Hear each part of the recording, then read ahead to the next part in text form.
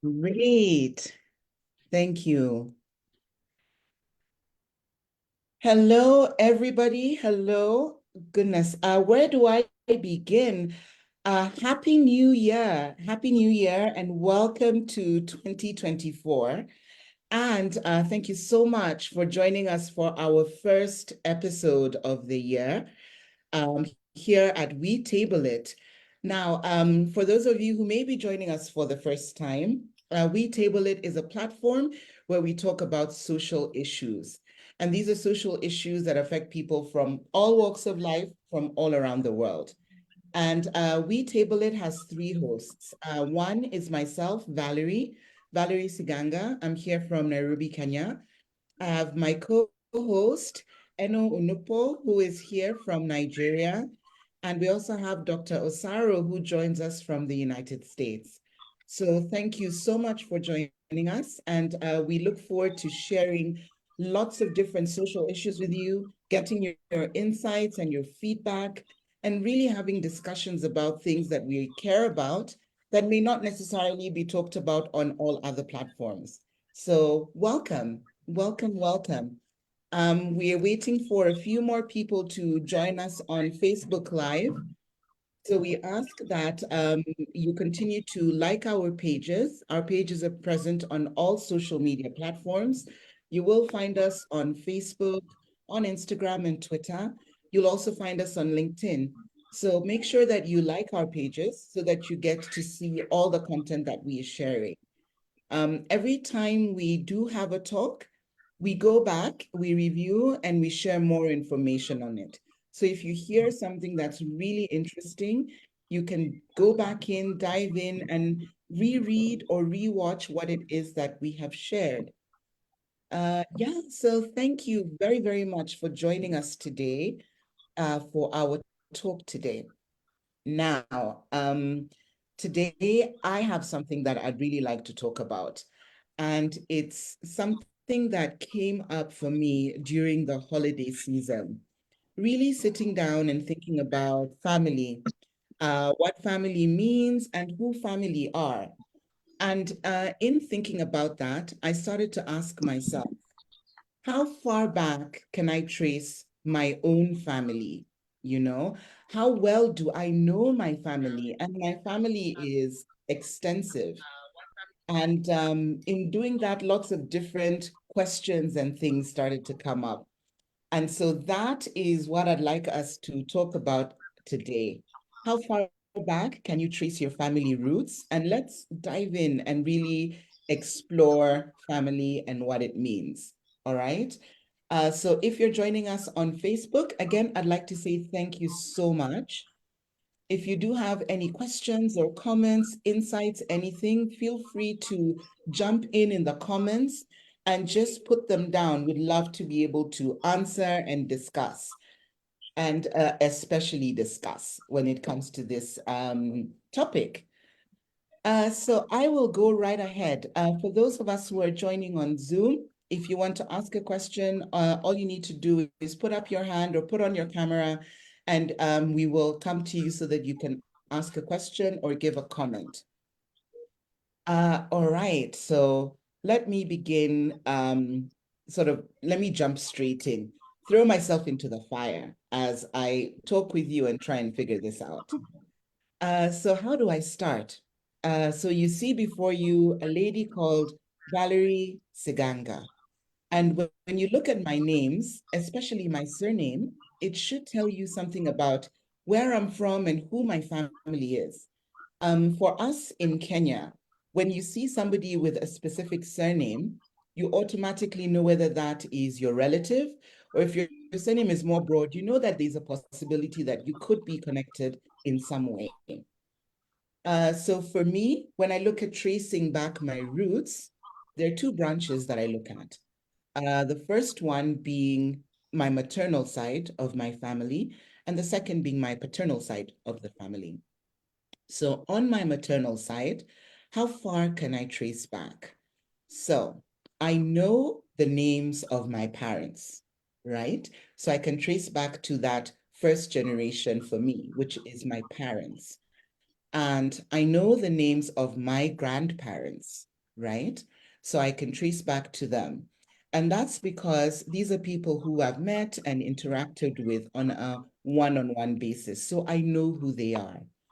But if you ask me to trace back to my grandparents' parents, who would be my great grandparents, things start to get a little bit blurry there. And in a few moments, I'll explain why I'm concerned that things get a bit blurry there. Okay. So on my maternal side, I can trace as far back as my grandparents. Now, on my paternal side, the situation is very similar. I can trace to my parents, right? And then I can trace to my grandparents, which would be my father's parents. So I know them because I interacted with them.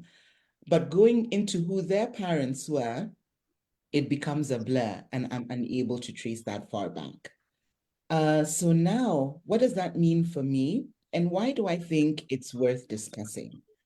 Um, my experience has been particularly looking at family and the breadth of my family. I have a large family. Looking at cousins of cousins, you know. So my grandparents had brothers and sisters who formed that level of family, and that family is still close with who I am today, but I don't know them in that sense. So what tends to happen is I know people with certain names are related to me. And the reason they're related to me is because they may have been a sister or a brother to a grandparent, and that's how the family tree comes down. But then when it comes to naming the sisters and brothers of my grandparents, it becomes a little bit challenging. And it works on both paternal and maternal sides. So I think it's important to know those so that we really are clear about where we come from, where our roots are. And that comes down into the line of tracing back.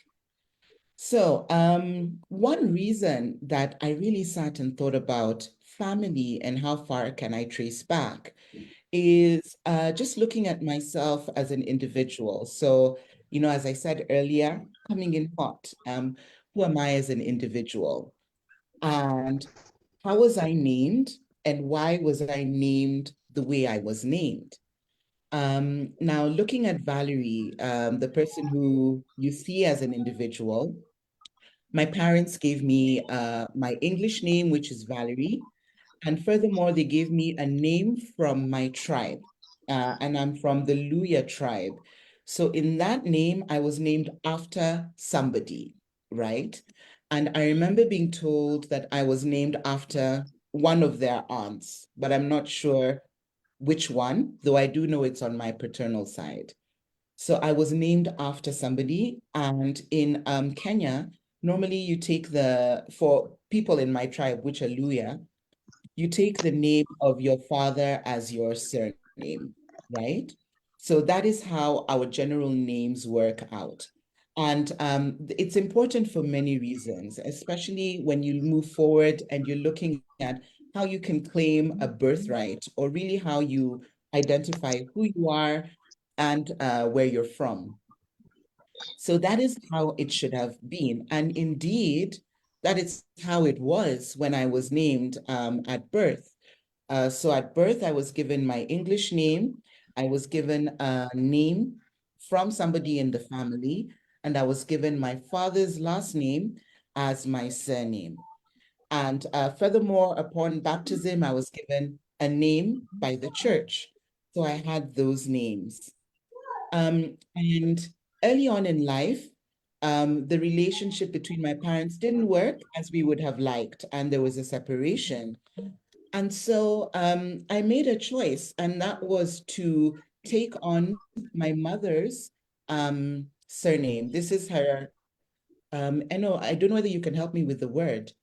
Before you get married, your surname is, what is that called? Maiden name. Yes, Your my maiden mother's your name. maiden name. Yes. So I Maiden name. yes, thanks, Eno. So I took on my mother's maiden name.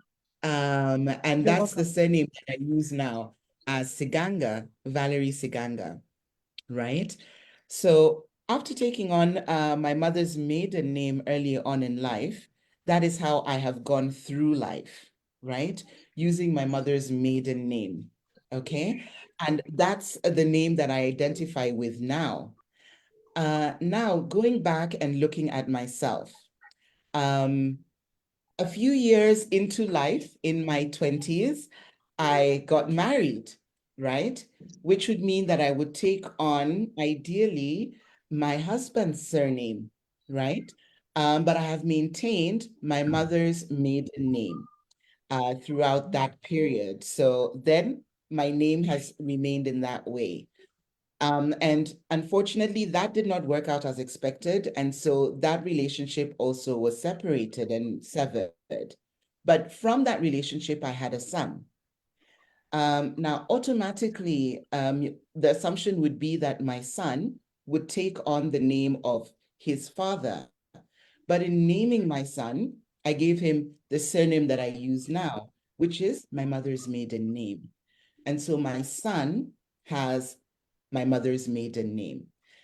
Now, why is this important and why is it worth discussing? I think it's worth discussing because of looking at what I call traditional values and modern values. And I'll ask if anybody has a question or something they'd like to throw into the comments or something they'd like to share, please go ahead and do so. And so the reason I say that is if I was to look at things from a highly traditional perspective, right, I would belong in the home of my father until such a time as I get married, where I belong in the home of my husband. And it's expected that if something should happen to me at the end of life, I would be taken to my people, in quotes, which would be my husband's people, right? But now, the way the relationships are fractured and things have changed, that's not necessarily the case.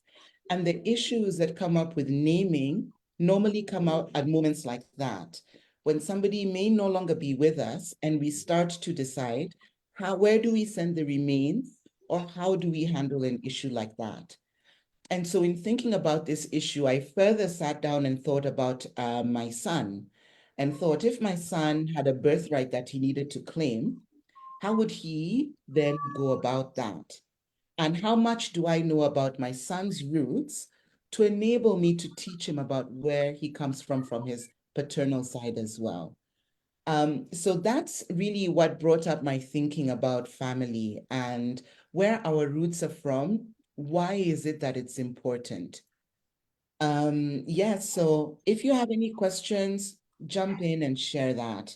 And then I can sort of move into the next question that I asked myself. All right, I want to have this information about family and where I'm from and why I'm from where I'm from.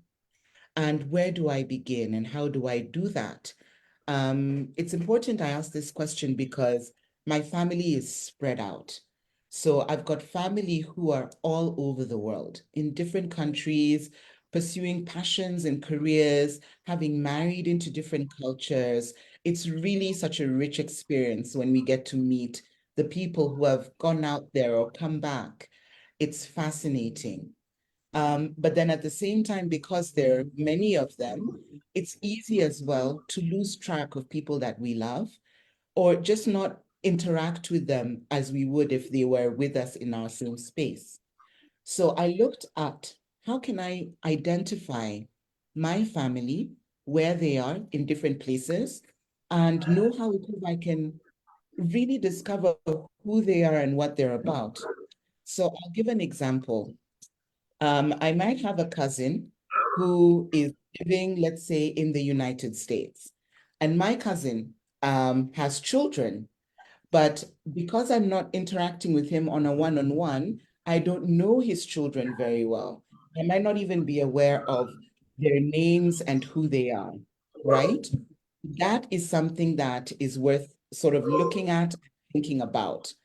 that's one of the things that I wonder about. So when thinking about this, I asked myself, is there maybe a platform online where you can create a family tree and get people from your family to input their information so that you're able to trace back and maybe find out a little bit about them? And I found that there was no resource like that that I could find. I don't know if any of you have ever been able to get a resource. I'll ask from Eno or Osaro if you've ever seen a resource about family trees where you can put in information and really get information out. No, Valerie, I've not really taken out time to search for that. I've not found any resources for that. Okay. Yes. Okay. And Can you so hear when me, you were, Valerie? I can hear you. You broke up a little bit, but I was able to hear you. Right. So when All right. you're looking into a family tree, there's really only a few places you can look, and that is to ask the people within your family to help you trace back. Exactly. All Yeah. right. So Yeah. who are you? My knowledge was And pretty organic. yes, yes. Who are you? Where Pretty did you organic. come? I got the. Can you hear me? I can hear you now. Yes. All right, darling. Sorry, I was going to say that mine was pretty organic. We got to know a lot about our ancestry from our dad. He was very intentional about that while I was growing up, even to generations, like almost the 10th generation, if not beyond that. He took his time to tell us where we came from, how our name came about, how our village came about, every of this information. So it was pretty organic. We do not have repositories to provide information in Nigeria where I'm. Mhm. Yeah, thank you for sharing that, Eno. Yes, I think it really does fall on the parent to give as much information as possible to their children so that there can be an understanding of the history, right? And where it is that we come from. Okay, does anybody have anything they'd like to share at the moment? Or I could keep going. If you have anything to share, you could put up your hand and we'll answer. You can write a message on Facebook. You can write a message in the Zoom chat, and we will share. Osaro, yes, you wanted to share something. Please go ahead.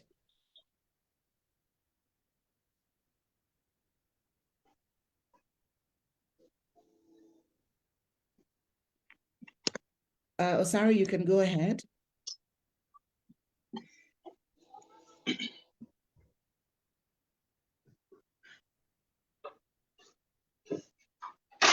Okay.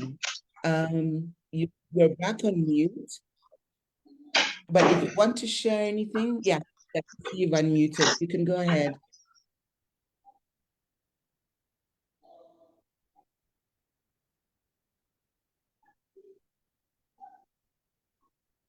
All right, I'm unable to hear you if you're saying anything. So in case there's a sound challenge, I'll give you a few minutes to work on that. And then you can, anytime you want, you can just speak and I'll give you the room to say what you'd wanted to share. All right. So yeah, thank you guys. Now, in terms of looking at family and how far we can go back and the family values, there's something that I became present to and had questions about and would really like to hear everybody's comments on the same. And one of the things that we've discussed before on the channel is really the impact of time in Africa and where we have come from and where we are today, lining up with colonialism and what the impact of that has been on our society and who we have become. So in looking back, this is what I discovered and how I understand where I've come from. And it would be really interesting to see whether you've got a similar situation from where you are. So in my tribe, which is the Luya tribe in Kenya, we have a series of clans that are put together to form the Luya tribe. We have very, very similar languages, and there's a total of 13 clans that come together to form us. Now, remember earlier I said that I can trace as far back as my grandparents. So this is what I understand about that time with my grandparents on both paternal side and maternal side. Each of my grandparents was from a different clan, right? So my grandfather was from one clan, my grandmother was from another clan, and the same for both sides, paternal and maternal. And these two people from the different clans came together and got married. Now, in doing that, there's a whole introduction of, I don't want to say mixed children, but I'm seeing it in that respect, whereby the children who were born of those unions were now an incorporation of two different clans, though mainly taking up the clan of their father's side. And when I thought about it for a moment, the question that I asked myself is, what happened that they actually intermarried into other clans? Is that something that was common at that time? Was it something that was new and breakthrough? What was the reason for the intermarriage? So I started looking at the history from that point. And also my experience with my grandparents, and I think grandparents for many of my friends, is that when they got married, they stayed in their marriages. For me, in the case of my grandparents, my grandfather had several wives, but they all stayed within the marriage. So that is what was happening at the time. There was really no, from what I have learned, divorce and separation was not something that occurred. People stayed in their marriages from beginning up until death did them part. And now we come to the next stage, the next generation, which would be my parents' generation. And so when I look at my mother and my mother was from now two clans, and my father was from two clans, different ones, which means I am now from four clans, but all of the same tribe of the Luya people. And so then when it comes to which clan I have followed the most, I'm assuming that ideally, if it was traditionally, I would have been in my grandfather's clan on my paternal side, but that's not the clan that I follow the most. So I'm now moving in a different direction. And it's in this generation that, divorce, separation, beginning new families is something that happened. And so this, I believe, is where a little bit of the disjointing in terms of being able to trace back family is. Because my family, which initially would have had a branch, now has several. I have a branch from a new family, and I have a branch from the family that my mother and my father formed. So then it becomes more murky or more murky might not be the right word, but more spread out when we come to looking at family and who family is. Okay. And now by the time you get to me, now I didn't even marry within my country. I married in a completely different country to a completely different culture. And don't really have much of an idea in terms of what was happening there. I understand the generation that I married into, but not much from before that. So this is where I'm looking at in terms of how do we trace family. And I would be really eager to hear maybe from my co-hosts whether your experience with your families has been similar, where you're from.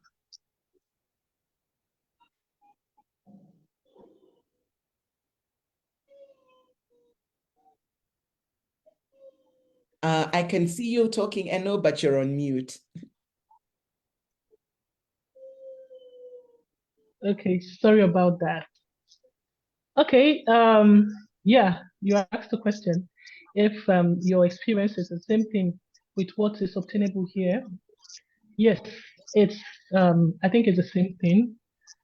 in this part of the world, a lot of things have changed. In those days, we have people strictly following, the family tree. But like you said, circumstances have changed. The way we process situations has changed, and so we have the generation now who do not really want to connect with their roots. I'm talking from experience. They really don't want to connect with their roots. Majority of them, they call themselves whatever generation they call themselves, but they don't want to. They have one reason or the other not to really identify. Unlike our fathers, the way they were passionate about this connection. Where I am from, one of the things that was integral to this connection is um, birth and death. When somebody dies, you said something about when you die, you are sent to your husband's family if everything was equal. In my own side, um, and so many other places where I am from here in West Africa, when a woman dies, she's sent back to her father's house. Um, in the eastern part of Nigeria, when a woman dies, she's buried in her husband's house. So there are different things that, or different situations.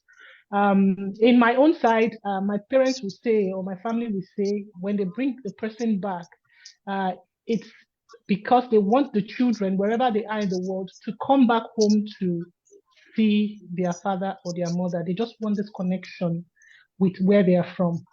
My father did everything to make sure he tried to connect us to his roots.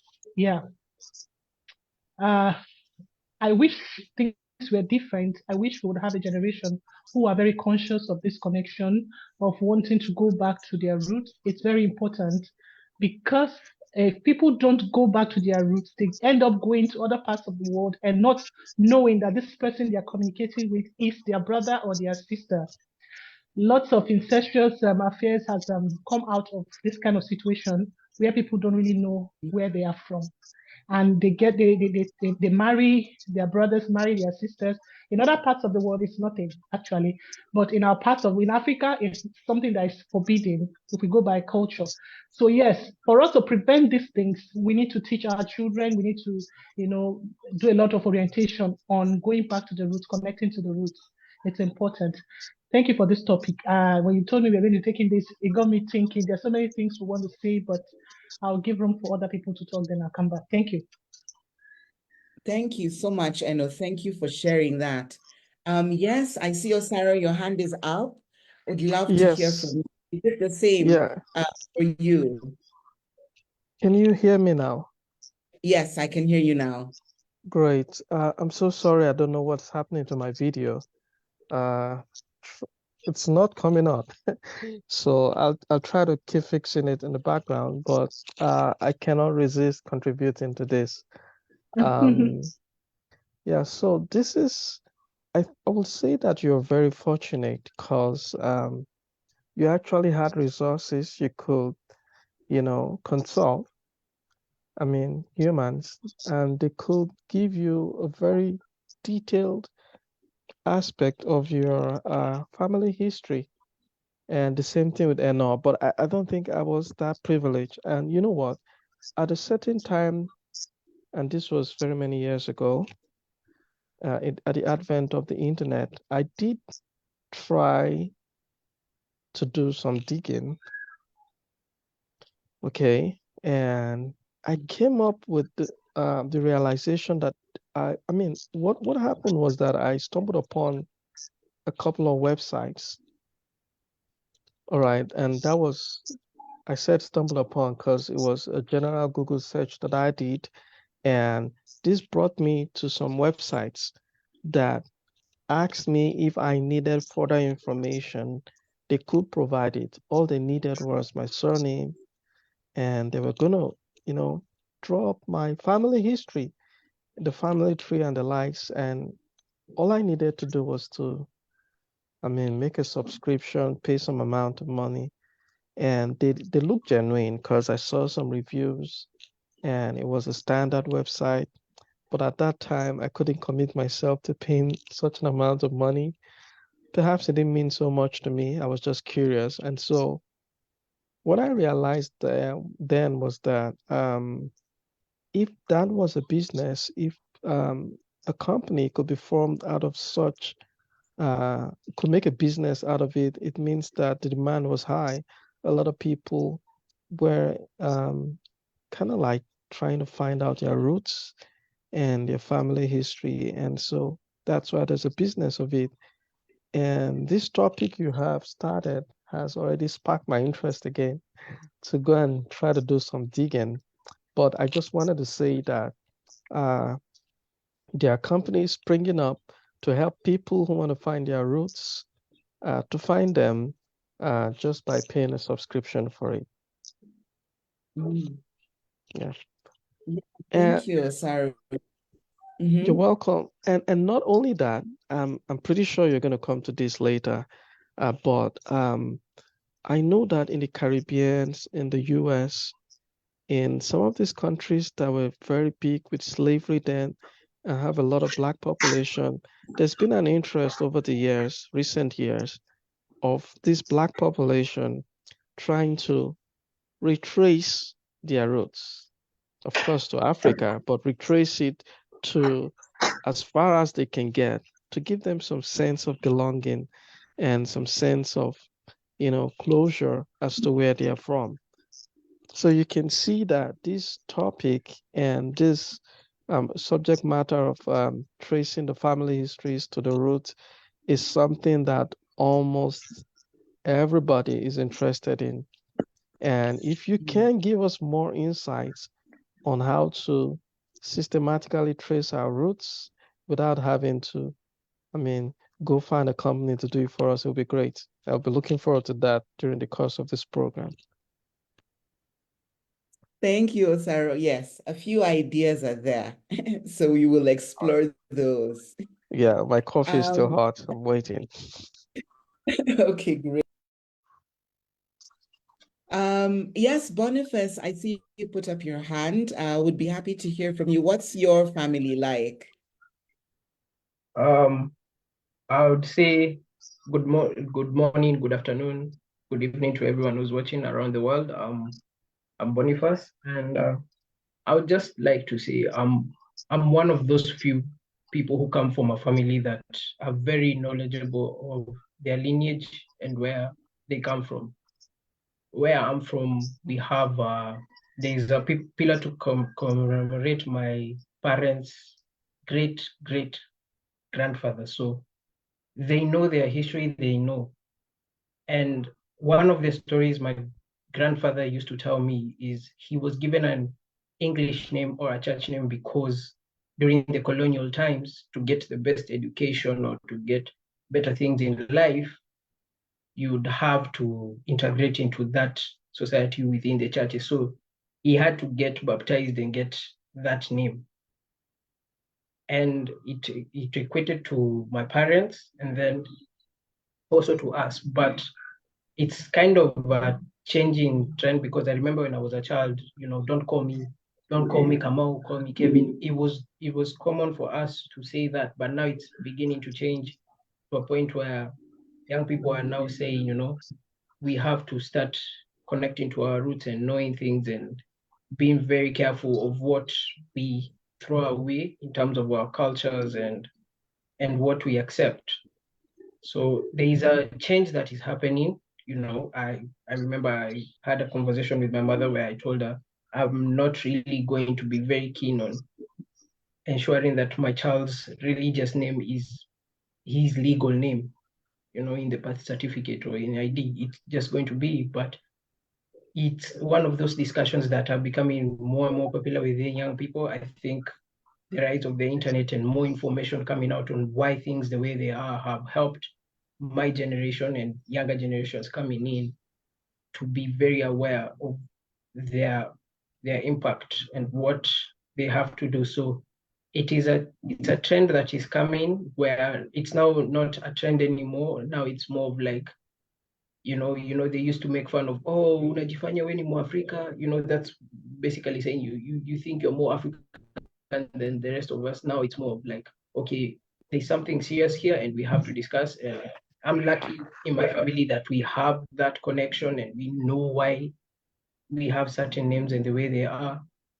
And it's an opportunity for us to continue having conversations and building upon it. So yeah, we can go on from there. That was my point. Boniface, thank you. And it's as you're talking, I put down so many notes because it's so fascinating that the family is recognized and remembered and talked about, and it's something that's passed on forward. And yes, definitely us using more of our names is something that we really look forward to, and we're seeing more and more of.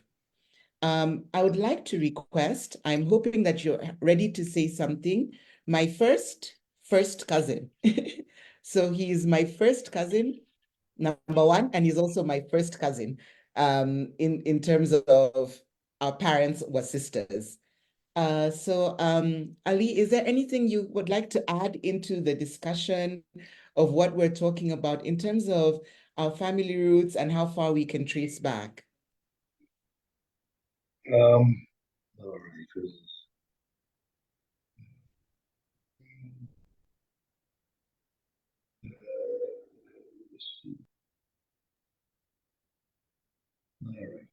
Can you hear me? Yes, I can hear you. First of all, good morning, good afternoon, good evening, and good everything to everyone everywhere. And this is a very, very good topic of discussion. And very important, very important. And Boniface has made a very, very important point with regards to him having a discussion with his mom where he says he doesn't want, well, not doesn't want, but he would not really prefer to have the quote unquote religious name attached to his child. And I'm beginning off with that because, as Valerie has mentioned, um, she's Micah. We are cousins because our mothers are sisters, and my family is quite extensive also. And I'm in a bit of a unique position in the sense that my father's lineage is actually Arab, and my mother's lineage is African. She's Luya. My father's from his lineage is actually from the Middle East, Oman, to be specific. And we've had these discussions, and I've been able to trace back so far to my great grandparents. And as the doctor had also said, people are looking for a sense of belonging. We'd like to be able to know where we belong to, who we belong to, even if we are not there physically, maybe in another place. But it gives your soul and heart and mind a sense of peace, knowing that you belong somewhere. I remember I had a discussion with a number of friends while I was in the US. There are those whose lineage they came from slaves who were owned in the US before, and they could only go back so far. And it was really a heavy thing to be able to have discussions with them, and I'd be able to explain to them, okay, I've been able to trace myself so far back, but they can only go back until their grandparents or great grandparents, and they don't know which country or which tribe specifically they came from, and it was really something very sad and very heavy for them. So it's a good thing, and the Almighty God is the one who gave us this sense of identity. Once you have your identity with you, you can carry yourself now with pride, knowing that I am so and so, and I belong to so and so, and these are my values, and this is my culture, etc., etc. So going back to what I said now for myself specifically, with having an Arab father and an African mother, it was a very interesting dichotomy, very very beautiful, very interesting. And as that Valerie would understand, or anybody else who's within Africa, those two cultures, when people understand that my dad was an Arab, my mother was an African, it's like, how? Where did they meet? How was that even possible? So that gives a very huge opportunity for people to be able to discuss. Now, for myself, we've been able to trace back, like I said, to my great grandfather. He's in a place from the country of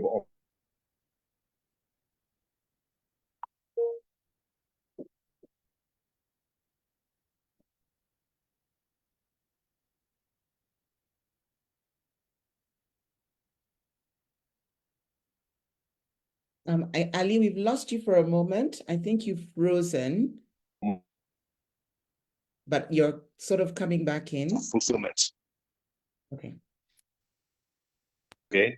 So, and going back to the point that somebody had made about family trees, those are extremely important to have. Within our family, we are blessed that I have a number of cousins and uncles and aunts who actually have that tree set up. So we are now just taking our pictures and our kids' pictures and our fathers and mothers' pictures and just attaching them to the tree, and people are seeing, okay, this is my so and so, this is my so and so, and you have that pride. Okay, there's that pride that comes with it. So that's my personal 2 cents worth to this discussion, and it's a really good topic to bring about. And as we are going along now, as Valerie can attest, we are now, some of us are getting ready to become grandfathers and grandmothers. But how times have changed. Passing on that knowledge to our children and our soon-to-be grandchildren is extremely vital. It ties you in, and it gives you a peg that you can attach yourself to. So I really, really appreciate this discussion, Valerie, and thank you for giving me the opportunity. Oh, thank you, Ali. Thank you so much. And when you're talking, I'm like, yes, I always think about your side of the family from my side of the family. So I don't think Yes. of both. But yes, you have, both sides to really look at, and it can be so broad.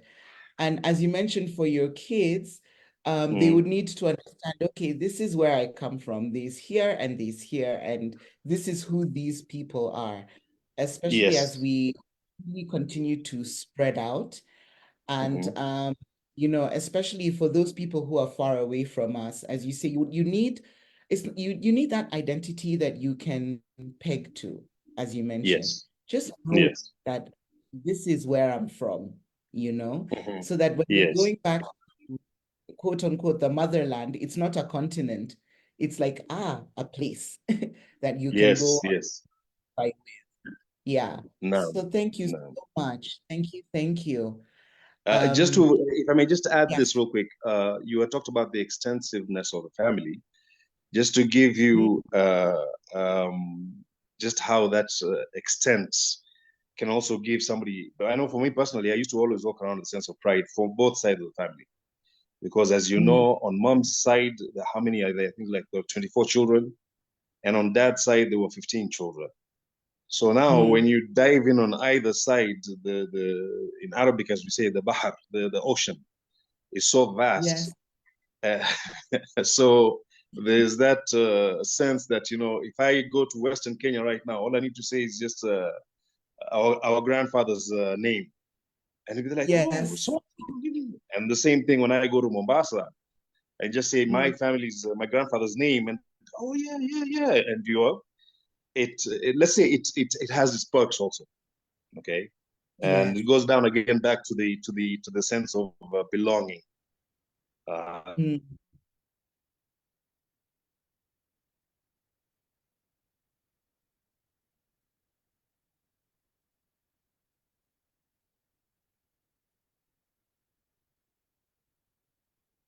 Yes, I think you've frozen a little bit again. But I know it'll unfreeze any moment now. I don't know, Eno and Osaro, if you have any questions you'd like to ask Ali, or any comments on what he's just shared with Yeah, us. I want to say something.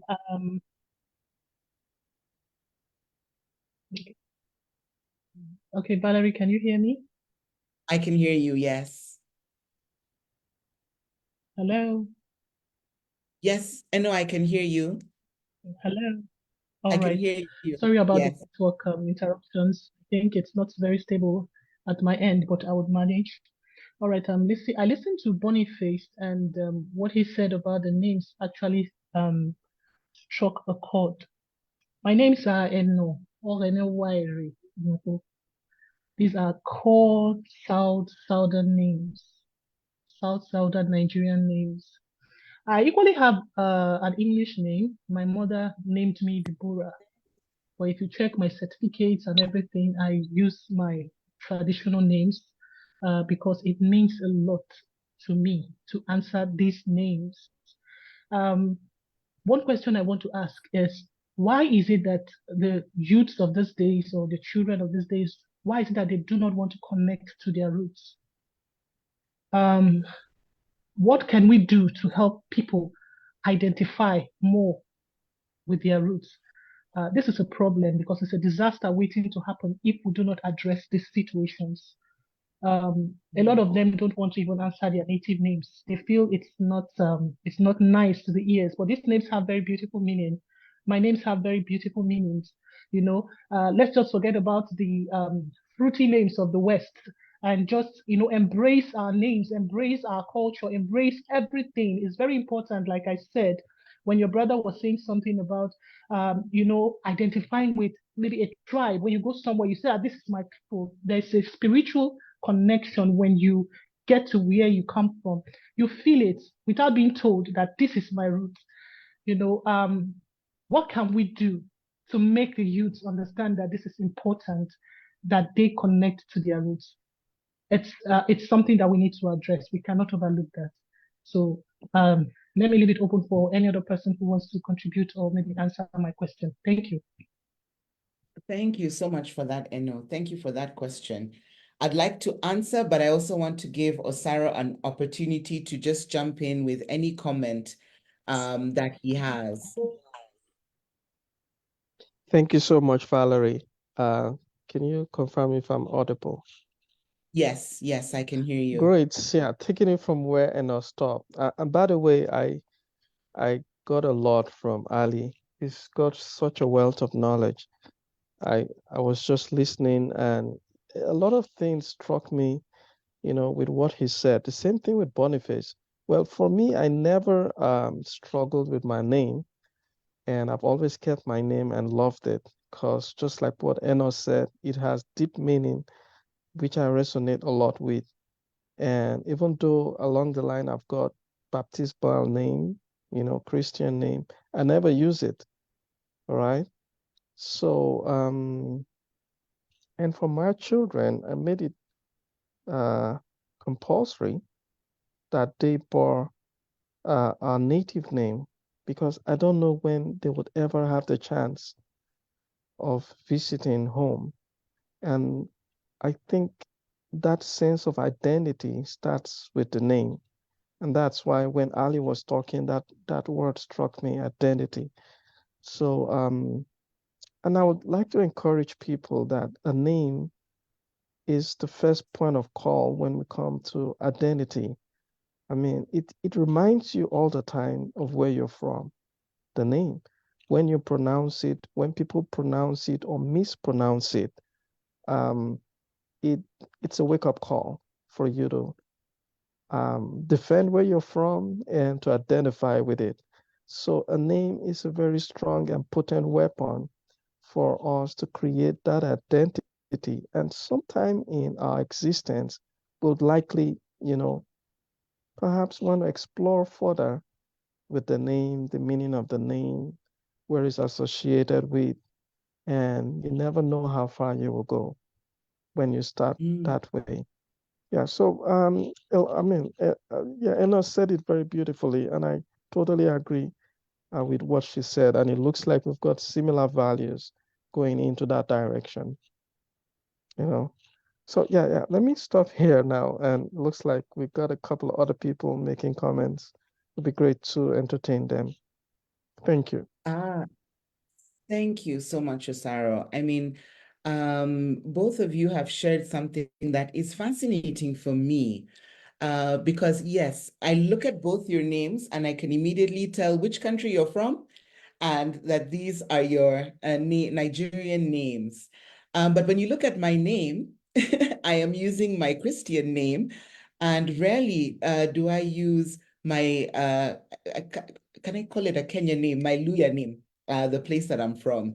In fact, my Luya name is like a stopgap when I just need to, I'd say I use it more often when I need to have a name that is not directly linked to my family name. Maybe in business, I don't want to have a direct link, or when I'm doing some work, I don't want the influence. So that's when I use that name.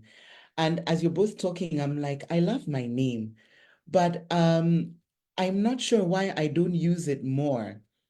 And when you say, Eno, your names have deep meaning, I'm like, maybe that's the challenge I have with my Luya name. In that, I know I'm named after someone. I don't know anything about the person. I don't know what the name means. So I just know that I am named after someone. So my link to the name is not that strong. And then I look at my son and I named him after someone, but I know why. I named him after the specific uncle. I named him after the values. There was a thought process behind it. And as you were talking, I realized one of the things I've never done is ask my parents, why did you name me what you named me? Because they must have had some thinking behind it to decide, okay, we want to give her these names, and this is the reason why. Rather than, just the assumption that these are the names that arrived at me. And I say that because I think again of my son and the reasons why I gave him his names. There was, I think, thinking those 9 months was thinking, if he's a boy, it's this. If he's a girl, it's this. And this is why. So my parents must have gone through the same journey, but I've never asked to understand why they identified me the way that they have. So as we go through this discussion, I think that would be an interesting question for me to put forward to my parent who's still alive and ask him, what was happening? What were you thinking? Why was I named after who I was named after? And I'm so glad we've actually been joined by my aunties who are in the call.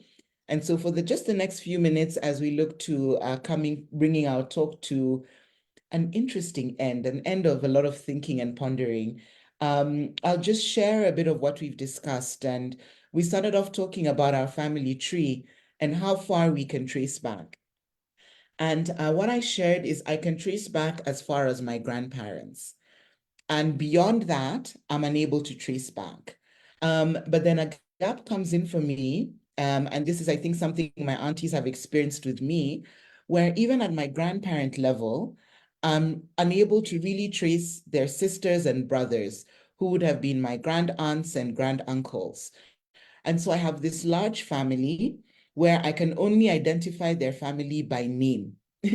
And so then there's a little bit of a breakage in the link from that.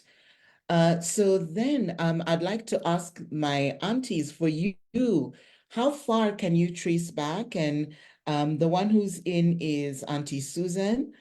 So I'll ask if you can unmute and just share how far can you trace the family back? And maybe we need a strong coffee and a piece of paper after this, but could you share for you? Okay, I hope Valerie, you can hear me. It's Auntie Mary. Oh, Auntie Mary, thank you for joining us as well with Auntie Sue. Yes, we are together. Okay, Mm. so about the family tree, I can assure you that we have also done the same. We have worked with our cousins to try and get more about our uncles, our aunties, our grandparents, where our grandparents came from, who are our grandparents' parents. And it also reaches a stage where you can't get far. Because once you get to your grandparents and the grandparents' parents, then the uncles and the aunties, the siblings of our parents, are not even able to get some of the information that we need. Like our maternal grandfather, our uncles are able to get the parents of our grandparents, but nothing more. So they were not able to get more of who are their grandparents' parents and the parents of their parents. So we get up to that level, and then the family tree starts with our own. So what we do and what we have done is that from our grandfather's father, and then from our grandfather's brothers and sisters, then now we build from that, because we now come to who is our father in this mix, who is our mother, and then who is our father's brother and sister, who is our mother's brother and sister, and who are their children. So we've reached that level. That's why when we talk, our generation is rupiah. So we are now on the 5th generation of rupiahs. So it is now easy to know now as our father and our children and their children. So that is now where we are heading to. I hope I've answered your question. Oh, yes, you've answered my question. And I'll ask another one because what you've mentioned is so important. And I mentioned it earlier. So my name is Valerie Rupia. That Yes. is the name that I was born into, in that my father is a Rupia. Yes. But along the line, as a teenager, I changed to my mother's maiden name, which is Siganga. And the consequence of that is that my son, because he doesn't use his father's name, is also now under my mother's maiden name, which is Siganga. And one of the discussions that we're talking about is then the families have now become disjointed in that sense because the identity is getting lost. Yeah. Ideally, my son should be able to show up in as a rupiah, or with if he shows up there, it should be recognized that that blood runs through his veins. Yes. But because of his name, then that becomes difficult. Someone would have to sit and explain, okay, it's because of all of these things. Yes. So one of the things, the implications of that traditionally is, we're moving into a situation where our children might lose on their birthrights, or on things like that because of the way that they have been named. Yeah, that is Yes. actually true. That is actually true. I have a friend who also got a child and named the child after where she was not yet married, but she named the child from where she got pregnant, the father of the child. But then she came to live at our home with the child, and the child grew up. But when he got to university now, he now wanted a proper identity to know exactly why he's in their mother's home, and yet his father is elsewhere. So he wanted to find out why he cannot get his father's surname. But when he visited the father refused to allow him to use the surname. Because when you're getting the ID card, you are normally told to bring your parents' ID card so that you can now get your ID according to the surname. So this boy went to the father and told him he wanted to get an ID and he wanted his father to allow him to use his surname. But the father refused. We told him, you cannot do that. You've lived in your mother's home all these years. I've not seen you for many years, so I cannot give you my name. So it actually, all these things are distorting our generations. And I think in future, family names will not be so important as they are right now. As the future, as we are moving to the other generations, the people are changing their names.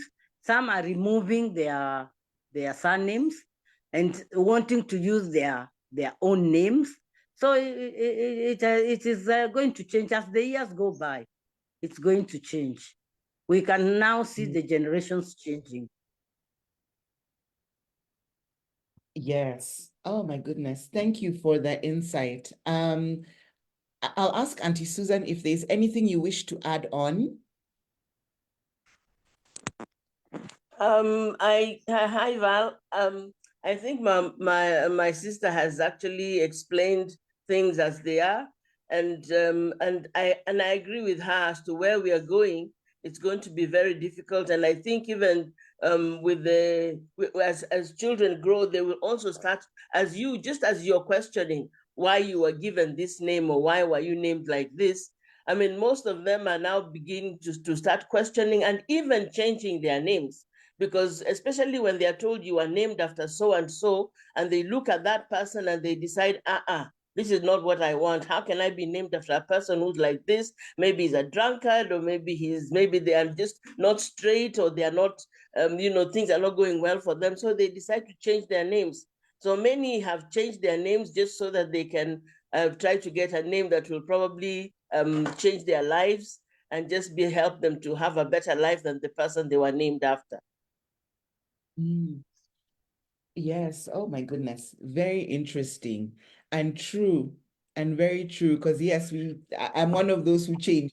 So I understand what happens. And I look back and I'm like, I was too young to make the decision, but I made it.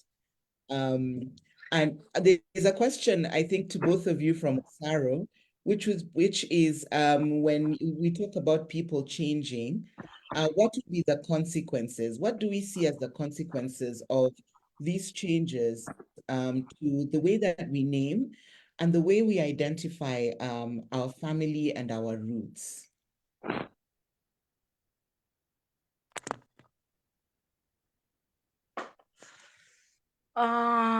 We can say that at the end of it, the consequences will cause a lot of disruption in somebody's life, because I look at our communities and the way our naming systems have been. You know, every community has a different way of naming their children. And there are some who have been so consistent that anybody who is pregnant knows that if I get a boy or a girl, this is the name that the child is going to get. We look at the Kikuyu community.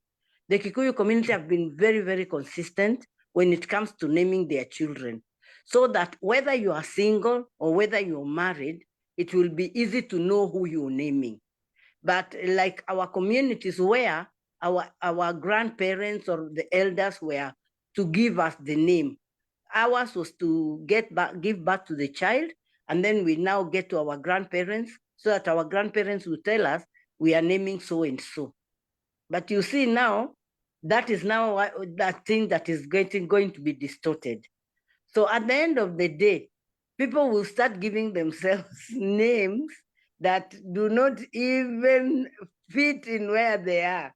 You know, because you look at this name, it's Luya name, and you feel maybe let me just use this Luya name. So it is going to be difficult for people to be able to stand up and say that this is my name, the way people have been before. You know, it has been pride. Name has been, we say that the name, a good name will make a big difference in your life, because what our parents were proud of, that was those names. And those names were able to open ways for us, open doors for us. As long as you say that you are so and so, and people believed that so and so was a good man, he was a gentleman, he was an understanding person, he was a kind person. So that name opens ways for up to the great grandchildren. But you see now, the way things are, because families are not very united, so children are moving out. They go out there, they give birth to children. You won't even know. Maybe you are told that your daughter gave birth and your son gave birth, and maybe you have not followed up. By the time you follow up, you hear they've named somebody else, and you don't know maybe that person they've named, and they have not discussed anything with you. Actually, I'm seeing a time where a name will cause a lot of problems. But right now, we can see it starting. It's starting, and I don't know how it is going to be stopped. But when you look at communities like the Kikuyu, when you look at the communities like the Luo, very consistent in naming, we know that this is the name you give your child. Be it if you give birth in the morning, if you give birth in the evening, if you give birth at noontime, these are the names. So you don't have to look for somebody who was there before. So I think that one, it makes it very easy for them. But for the rest of us who are to get names from our parents or our grandparents, it's going to cause a problem in future. Oh, yes, I agree. As you say, yes, because for Eno and Osaro and other watchers from around the world, Kenya, we've got many different communities. And so some communities have maintained order and the rest of us are on doing our own thing and now starting to look and ask, what are we doing? Like for me, looking and asking the what and how I arrived at these. Yes, Eno, you wanted to share something. All right. Auntie Susan said something that I wanted to just brush on. The naming. I am thinking, because I asked a question, how do we have more people identify with their roots? One is a naming system, we all agree. So instead of us having a situation where people do not want to answer names that are not favorable, I agree with you actually. Names, they go a long way. I've had an incident where one of my names, my mom would say, no, I don't like this name. It makes you too soft. People take advantage of you because of that.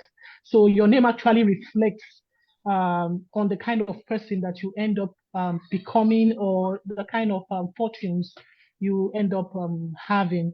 So I'm thinking, I don't know about your part of the world, but here in my part of the world, people have as many as 6, 7, 8 names in the Yoruba part of Nigeria. They give children. So I saw one naming ceremony that was done, and the girl had about 25 names.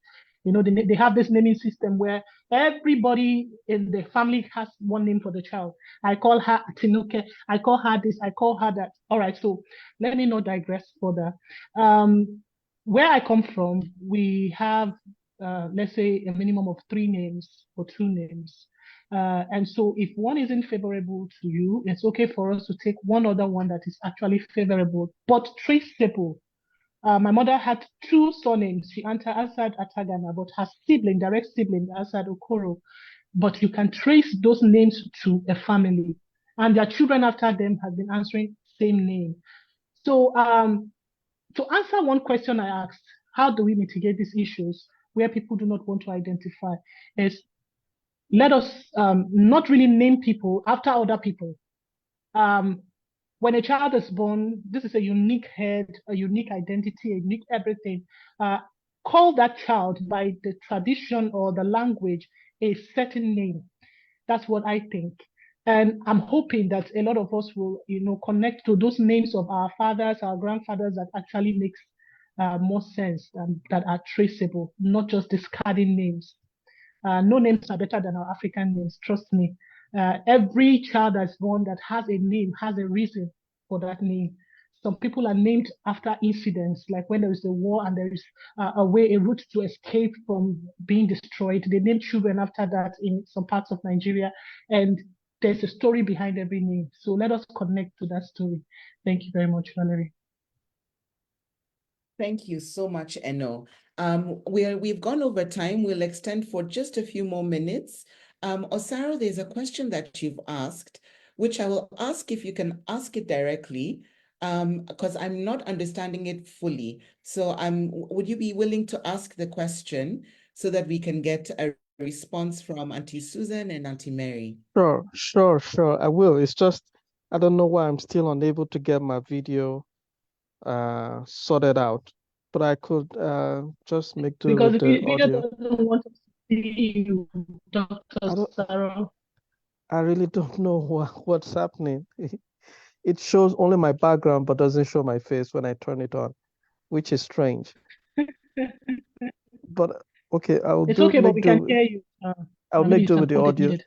Yes, I really enjoyed Suzanne's talk, a lot, and she was very factual. And I just want to take her upon the fact that I know from my little knowledge in India, they run the caste system. The caste or caste, any of the two. All right. Yeah. And from what I It's a know, caste. it has, yeah, caste. All right. It has a little to do with your family history or roots.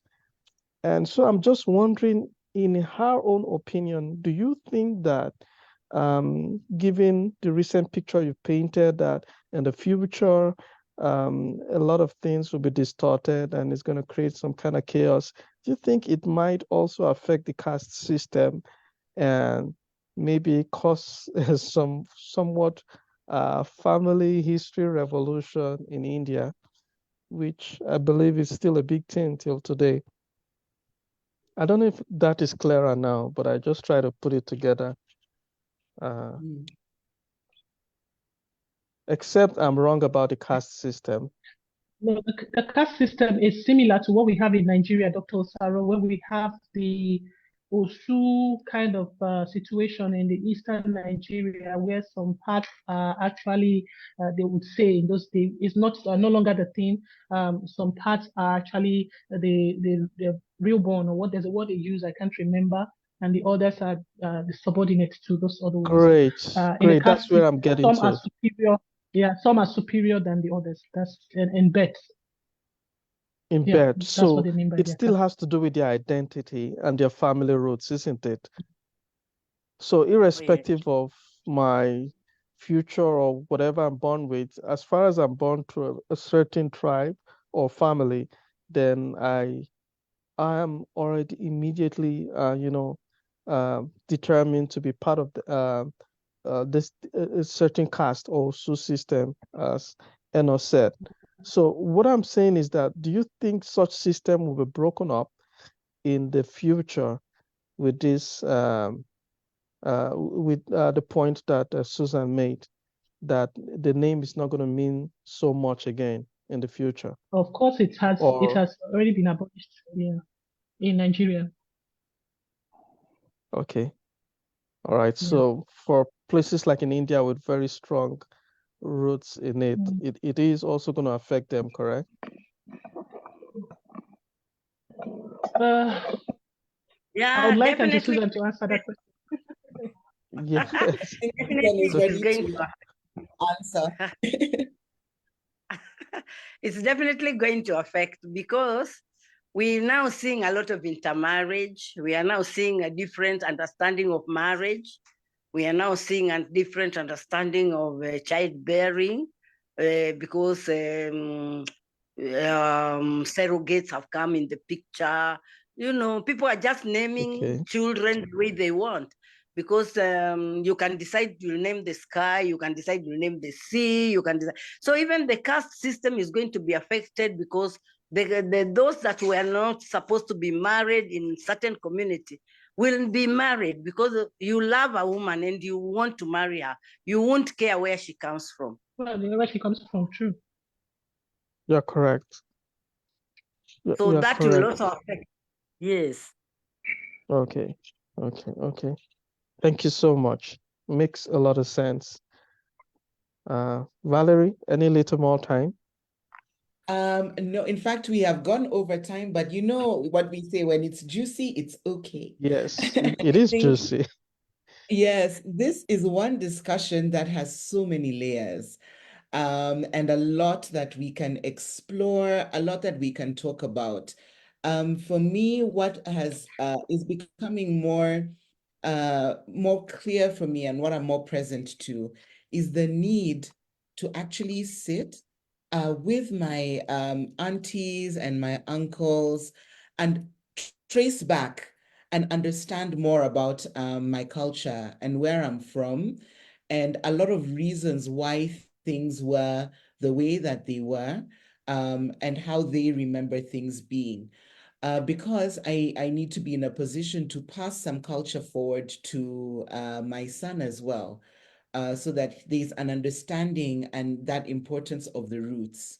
And I think earlier on, Osari, you'd asked about then what actually can be done about this.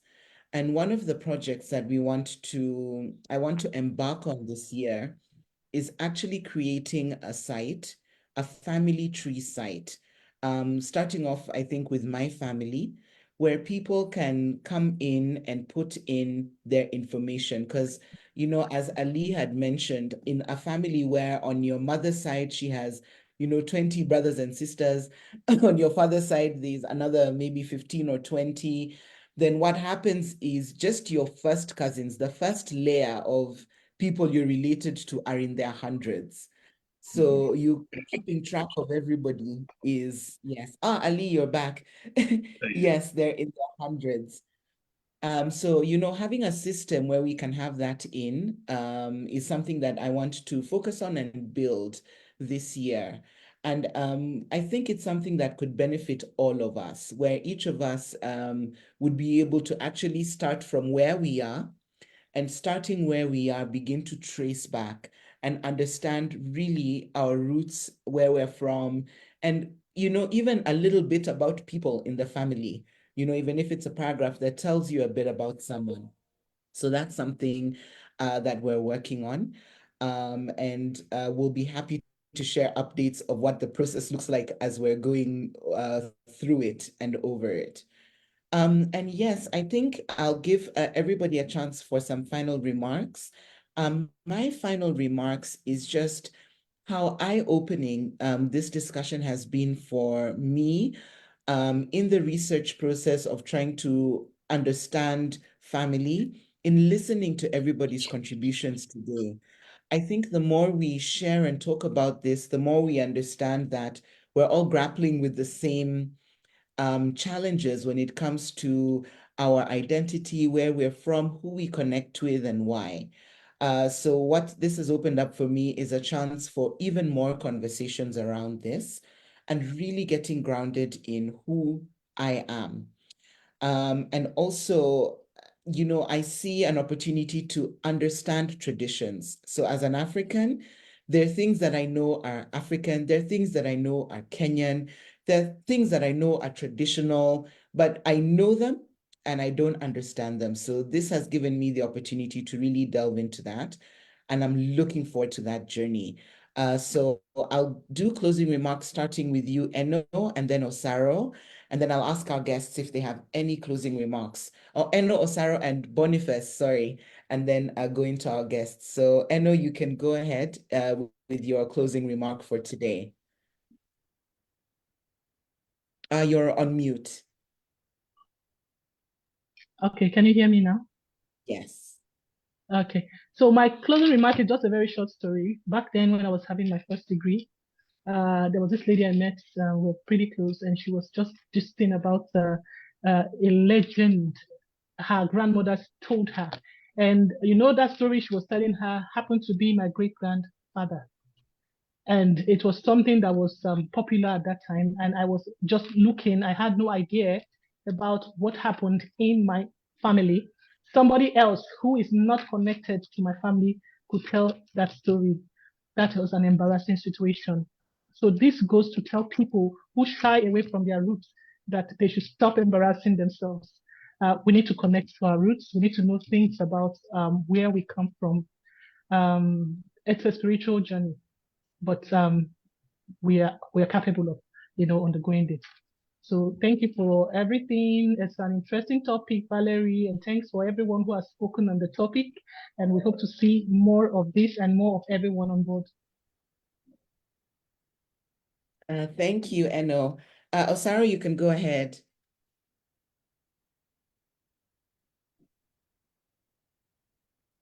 Oh, yes. Just knowing the origin of something helps a lot sometimes to solve problems, some certain problems.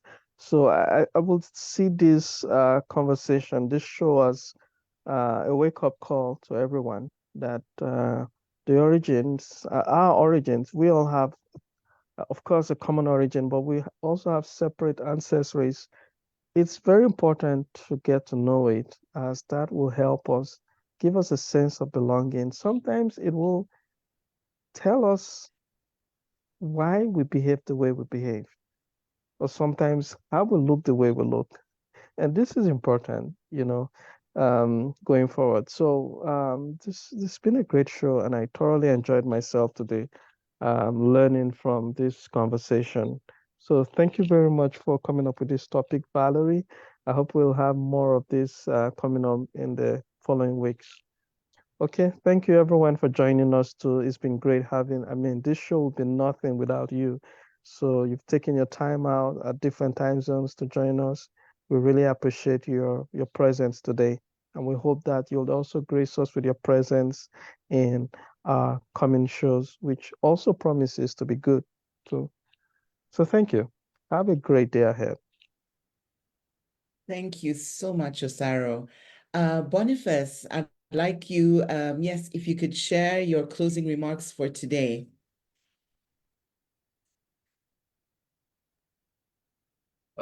Hello? Yes, we can hear you. Yes. Yes. I think this is a very interesting topic, and there is a lot that we have learned, and more that we are going to learn.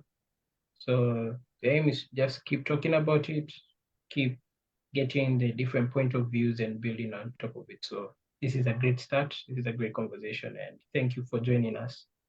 For all you've joined, for all you've contributed, thank you very much. Have a great rest of the day. Thank you so much, Boniface.